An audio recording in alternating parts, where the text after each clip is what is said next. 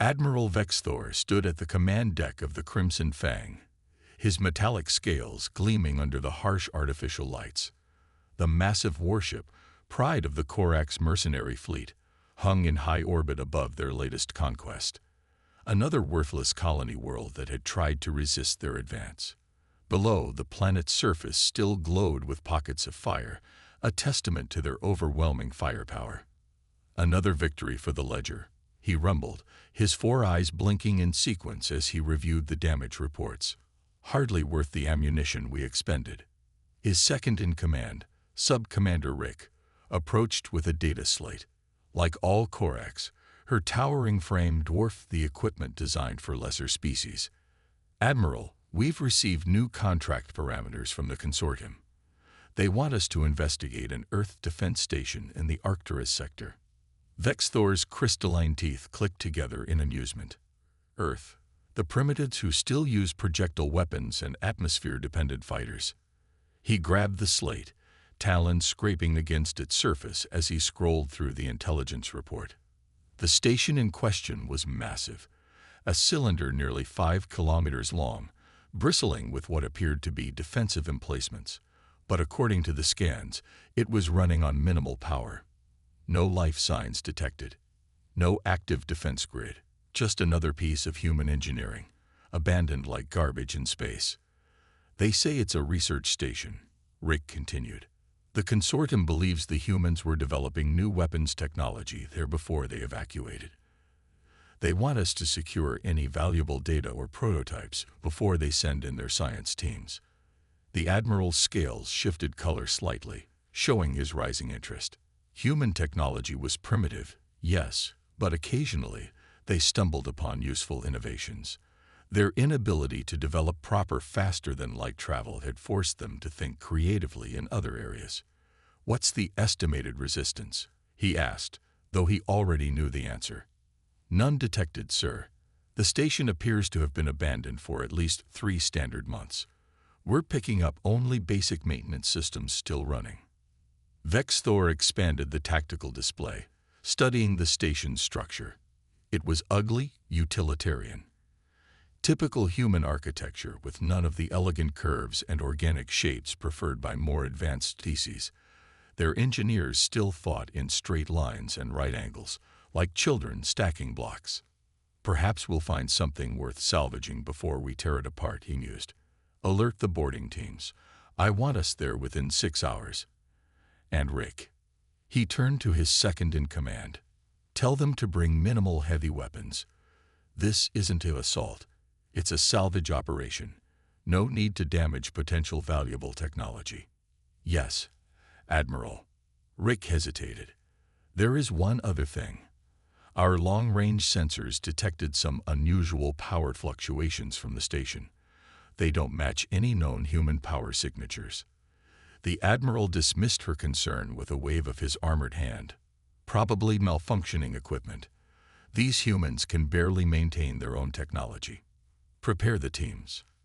As Rick left to carry out his orders, Vexthor returned his gaze to the tactical display.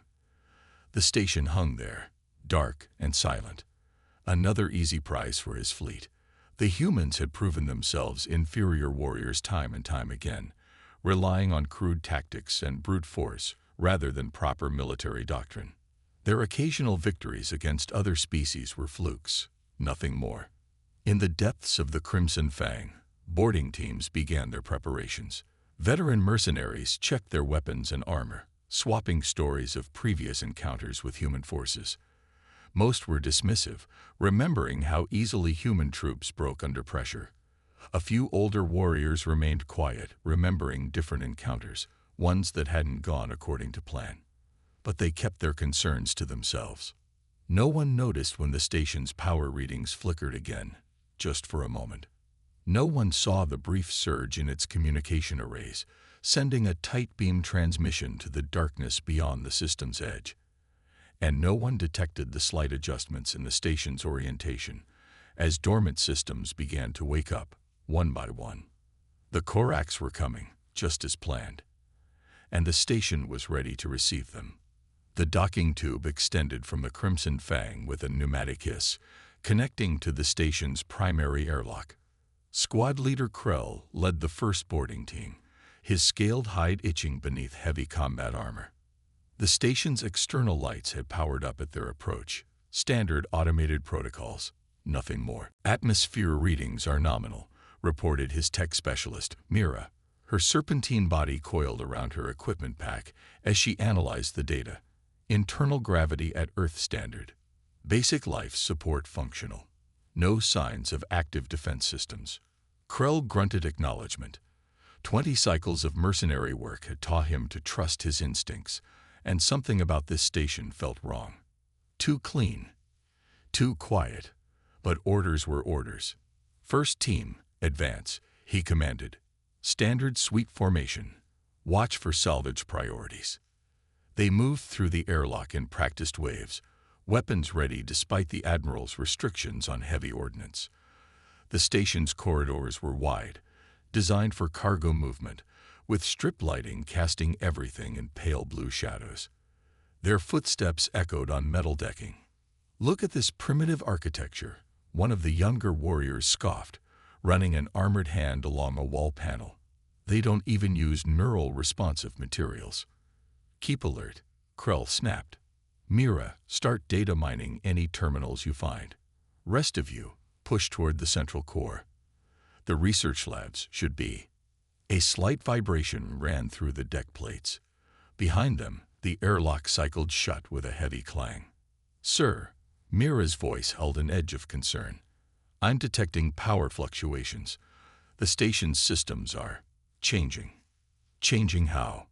Before she could answer, the strip lighting shifted from blue to red. A human voice echoed through hidden speakers, calm and female. "Welcome to Defense Station Arcturus. Unauthorized presence detected. Initiating security protocols." The mercenaries raised their weapons, forming a defensive circle. Krell keyed his communicator. "Admiral, we have an active AI system here. Requesting immediate." Static cut him off.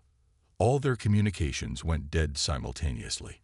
In the Crimson Fang's command center, Admiral Vex Thor watched with growing unease as his tactical displays began to malfunction. The station's power signature was rising rapidly, far beyond what their initial scans had shown possible. "Get me contact with the boarding teams," he ordered.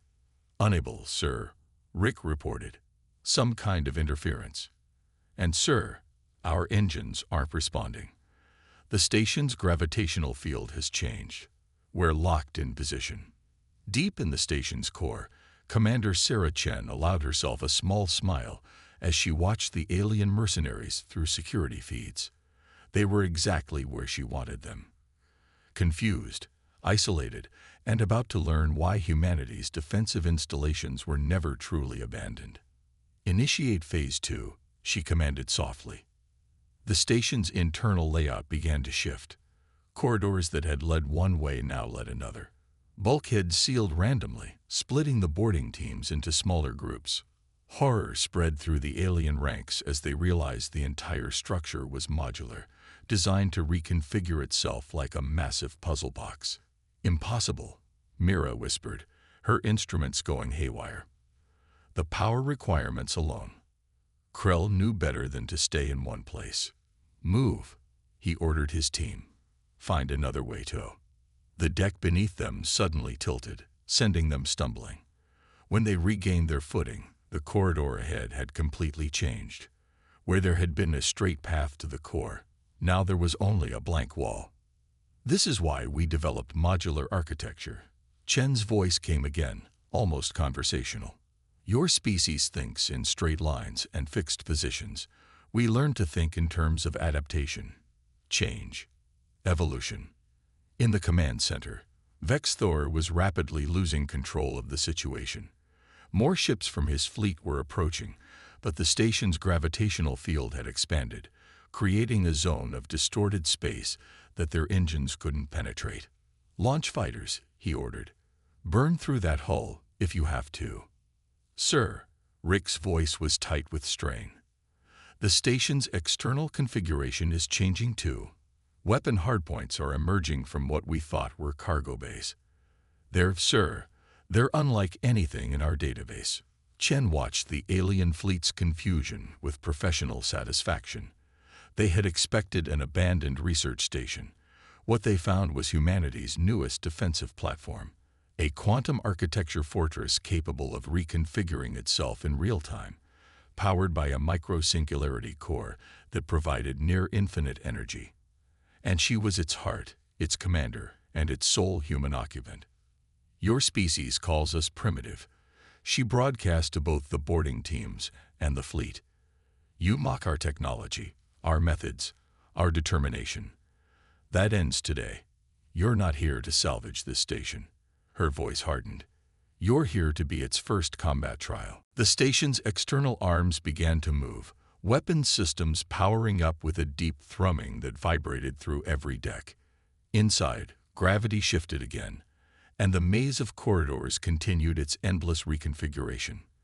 The test was about to begin, and humanity's newest defense platform was ready to demonstrate exactly why underestimating Earth was always a fatal mistake. Squad leader Krell had lost half his team in the station's shifting maze. Combat training meant nothing when corridors could become dead ends in seconds, when gravity could reverse without warning, when every piece of human primitive technology around them had become a potential weapon. "Mira," he called over the local squad channel. "Tell me you found something." The tech specialist's voice crackled with interference. "The station's systems are extraordinary, sir. It's not just shifting physically. The entire computational architecture is quantum-based. It exists in multiple states simultaneously. Every time we think we understand the layout, it's already changed." A distant explosion echoed through the structure. Another team, probably trying to blast their way through a bulkhead. Foolish. The station simply sealed off damaged sections, rerouting itself like a living organism healing a wound. In the command core, Commander Chen monitored multiple tactical displays. The alien fleet had surrounded the station, but their weapons remained ineffective against its adaptive shield grid. Inside, the boarding teams were being systematically separated and contained. "Fascinating tactics," she noted, watching Krell's team. "They still think in terms of linear combat. Breach, secure, advance. They haven't realized that this entire station is one interconnected weapons system." To demonstrate, she activated another defense protocol. Throughout the station, the very air began to change. Nanite swarms, previously dormant in the ventilation system, awakened. They moved like silver mist, seeking out and disabling alien weapons and communication devices. "What sorcery is this?" One of Krell's warriors swung his rifle at the approaching cloud. The nanites enveloped the weapon, and within seconds it crumbled into useless components. On the Crimson Fang, Admiral Vexthor watched in mounting horror as his mighty fleet was effectively neutralized. The station's gravitational field had trapped them in a complex orbital pattern, turning their own engines against them if they tried to break free. "Sir," Rick reported, "we're detecting energy builds up in the station's external arrays." Evasive action. Unable to comply. Our engines air.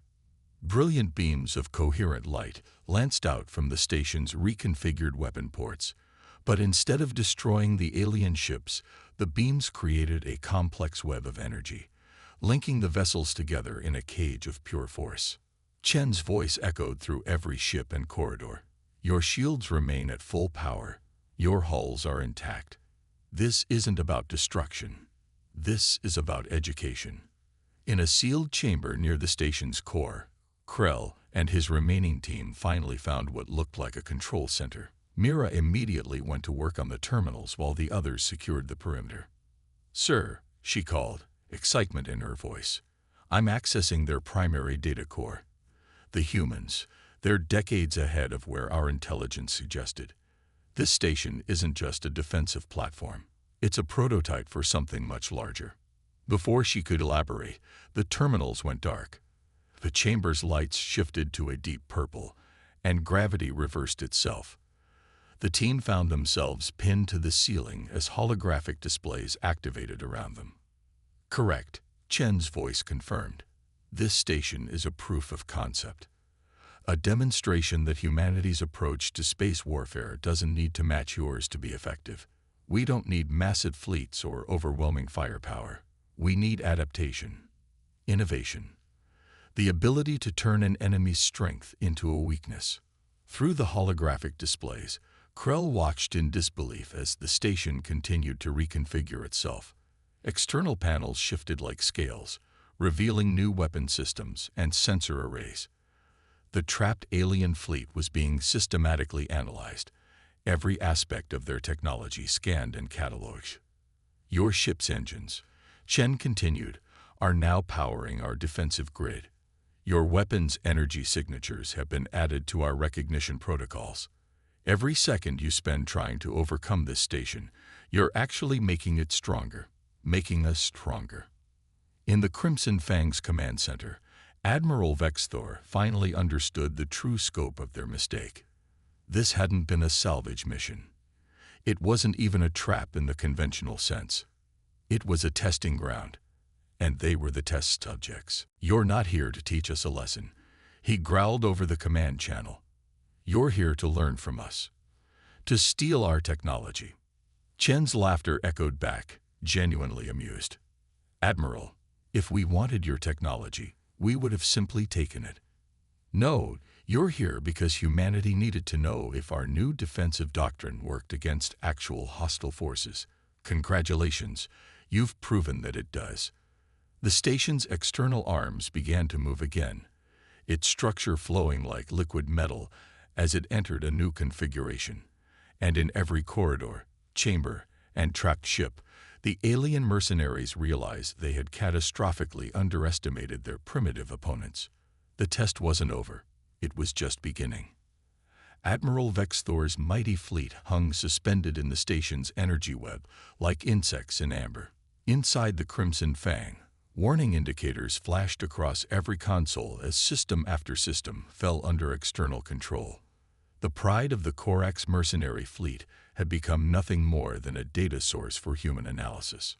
Sir, Rick's voice had lost its usual confidence. Engineering reports our quantum cores are being probed.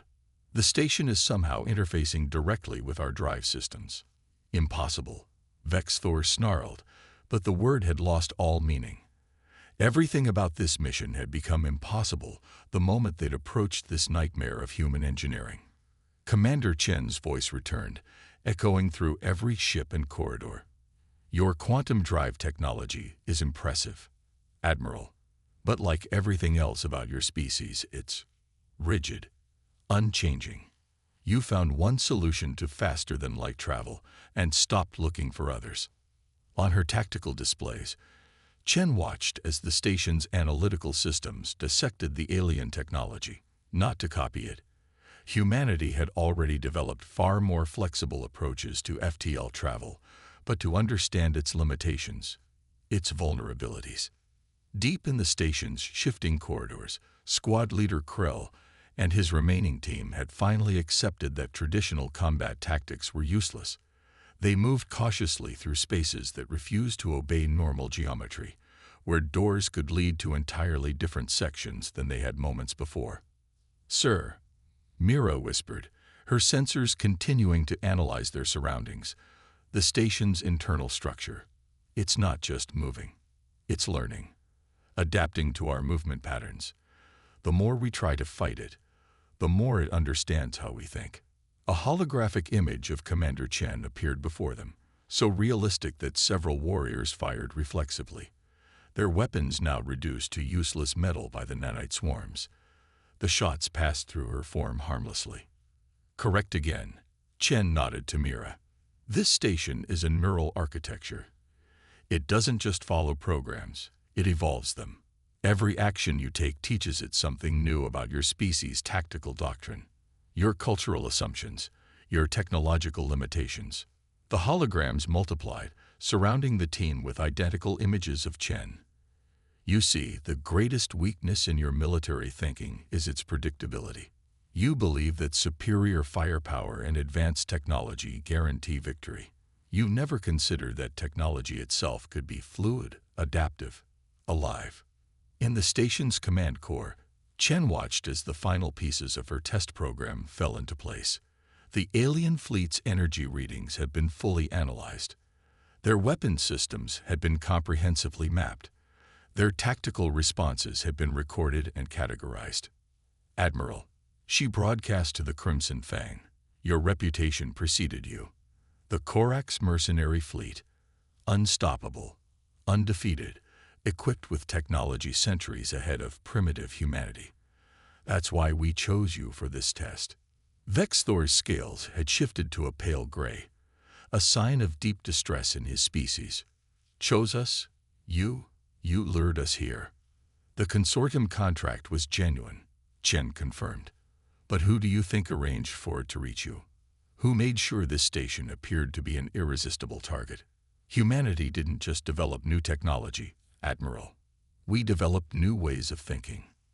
Throughout the station, alien warriors watched in mounting horror as sections of corridors simply ceased to exist, replaced by viewing ports that showed them the true extent of their situation.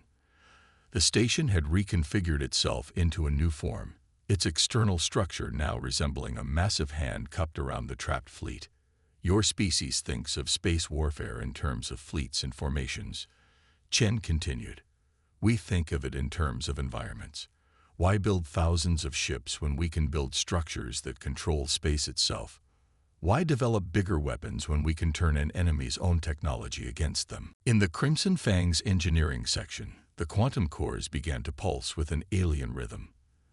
The station wasn't just analyzing their technology, it was reprogramming it, rewriting its fundamental operations to serve a new purpose. "The test is nearly complete," Chen announced. "Your fleet has provided invaluable data on how our defense platforms will perform against actual hostile forces. Now comes the final phase, demonstration." The station's external arms moved again, but this time they didn't attack. Instead, they began to glow with a strange, shifting light that seemed to bend the very fabric of space around them. The trapped alien ships found themselves bathed in this radiance. "What you're experiencing," Chen explained, "is a quantum field overlay. Your ships remain exactly where they are, but also elsewhere, in multiple states simultaneously, just like this station. Your technology isn't being destroyed or disabled. It's being transcended." Krell and his team watched through the viewing ports as reality itself seemed to fluctuate around their fleet. Ships flickered in and out of existence, existing in multiple positions simultaneously, yet somehow remaining perfectly intact. "This," Chen's voice held a note of finality, "is how humanity fights, not with brute force, but with understanding. Not with destruction, but with transformation. Your fleet isn't going to be destroyed, Admiral. It's going to be released, but changed, enhanced. Every ship a testament to why humanity should never be underestimated." The station's light grew brighter, and the true scope of humanity's technological revolution began to unfold. The quantum field overlay reached its peak intensity, bathing the alien fleet in coruscating waves of impossible light. Inside the Crimson Fang, Admiral Vexthor watched as reality itself seemed to bend and flex around his ships. Warning indicators had given way to readings that his instruments couldn't even interpret. What are you doing to us?" he demanded, his mighty voice reduced to a whisper. Commander Chen's response came as the light began to fade. "We're giving you a gift, Admiral. Knowledge. Understanding. A fundamental shift in perspective that your species desperately needs." As the quantum field dissipated, the alien fleet found itself free of the station's energy web. Their engines responded to commands again. Their weapons were fully functional, but something had changed. Something profound and irreversible. "Your quantum cores have been redesigned," Chen explained. "Your ships can now perceive and interact with multiple quantum states simultaneously, just like this station. You wanted to salvage advanced technology. Congratulations, you've been upgraded." Throughout the fleet, engineering crews reported impossible readings. Their ships were operating at efficiency levels that shouldn't have been achievable. Space itself seemed more flexible around them. In the station's corridors, Squad Leader Krell and his team found themselves being guided toward an exit point. The maze of shifting architecture now moved with them instead of against them, leading them back to their extraction points. The modifications to your fleet are permanent, Chen continued, but they're also limited. Your ships can now access higher dimensional states, but only for defensive purposes. You can't use these upgrades to enhance your weapons or launch more effective attacks. That's not their purpose. Mira's sensors confirmed the commander's words. The quantum field had fundamentally altered their technology, but in very specific ways. It's beautiful, she whispered, studying the readings. They didn't just change our ships. They changed how our ships interact with reality itself. From her command core, Chen allowed herself a moment of satisfaction. The test had succeeded beyond expectations. Your fleet will serve as a testament to humanity's approach to warfare. You came here expecting to find primitive technology you could salvage and exploit. Instead, you found something that transcends traditional concepts of military power. The station began its final reconfiguration, its external structure flowing into a form that seemed to defy Euclidean geometry. It was no longer just a space station. It was a declaration of humanity's new understanding of physics itself. You see, Admiral. Chen's voice held both pride and warning. Humanity didn't focus on building bigger weapons or stronger shields.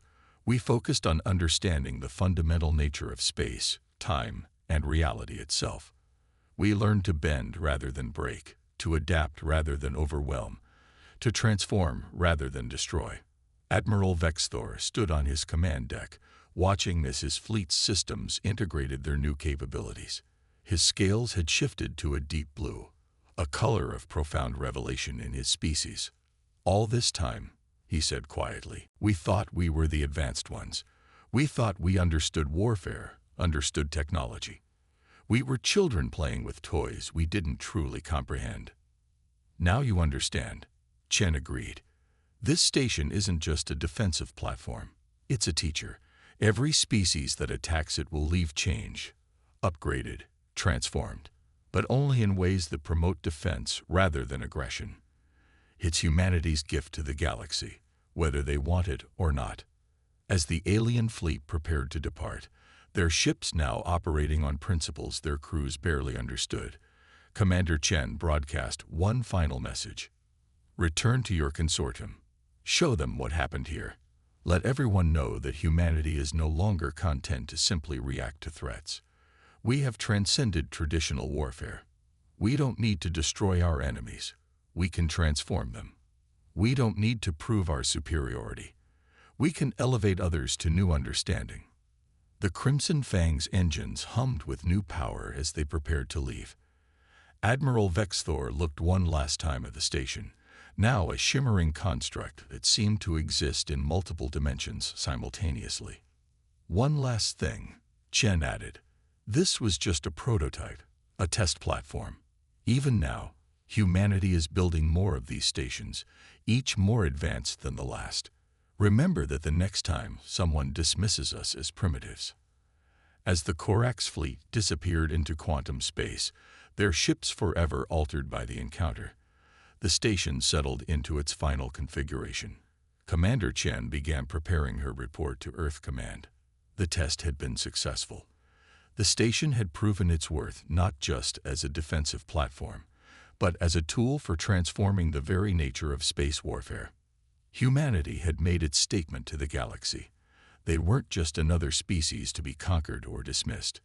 They were innovators, transformers, teachers, and any force that challenged them would find themselves not destroyed, but fundamentally changed by the encounter. The age of traditional space warfare was over. The era of quantum transformation had begun.